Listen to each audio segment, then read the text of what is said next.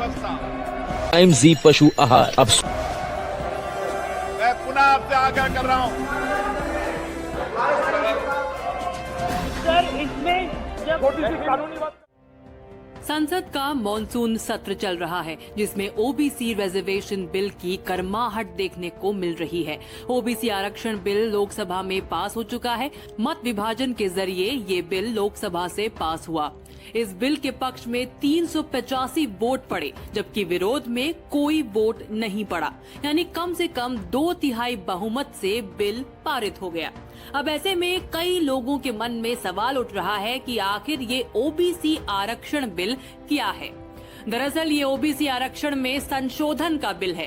अब ऐसे में सवाल ये उठता है कि ओबीसी आरक्षण में संशोधन की जरूरत क्यों पड़ी? इसका देश की राजनीति पर क्या असर पड़ेगा? क्या ये केंद्र सरकार का कोई चुनावी दांव है? ओबीसी आरक्षण पर सदन में विपक्ष के तेवर नरम क्यों पड़ गए?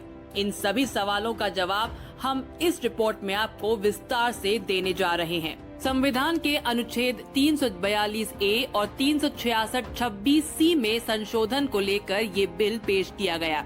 संसद में मंजूरी मिल जाने पर राज्यों को ओबीसी सूची बनाने का अधिकार मिल जाएगा। इसका मतलब ये हुआ कि राज्य सरकारें अपनी मर्जी से किसी भी जाति को ओबीसी की सूची में शामिल करके उन्हें आरक्षण का फायदा दे सकेंगी।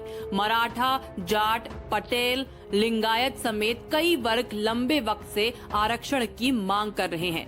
सदन से बिल पास होने पर ये संविधान में 127वां संशोधन होगा। अब आपको बताते हैं कि आखिर इस संशोधन के बाद किसे फायदा होगा और राज्यों के अधिकार पर क्या प्रभाव पड़ने वाला है। दरअसल केंद्रीय सूची में देश की 2700 जातियों को अन्य पिछड़े वर्ग का दर्जा हासिल है।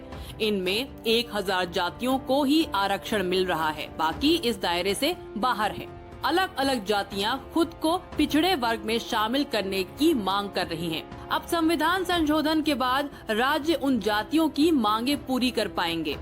हरियाणा में जाट, महाराष्ट्र में मराठा, कर्नाटक में लिंगायत और गुजरात में पटेल को ओबीसी में शामिल करने का अधिकार राज्यों को मिल जाएगा। ऐसे में अब एक सवाल उठता है कि क्या बिल के कानून बन जाने के बाद आरक्षण का दायरा बढ़ जाएगा?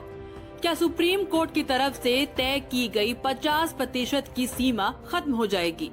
सवाल ये भी उठता है कि जब 27% का आरक्षण ही संविधान संशोधन के बाद भी मिलेगा, तो ओबीसी को नए कानून से फायदा क्या होगा?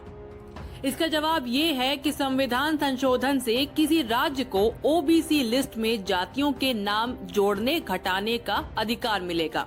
किसी राज्य की मौजूदा ओबीसी लिस्ट में भले ही 10 या 50 और जातियों के नाम जुड़ जाएं, लेकिन उनके आरक्षण का दायरा 27% ही रहेगा।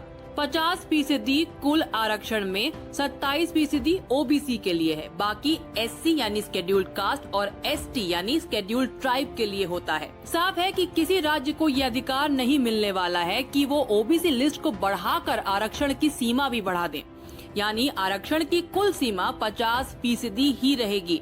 संविधान संशोधन लाने का मकसद ओबीसी आरक्षण की सीमा बढ़ाना नहीं है।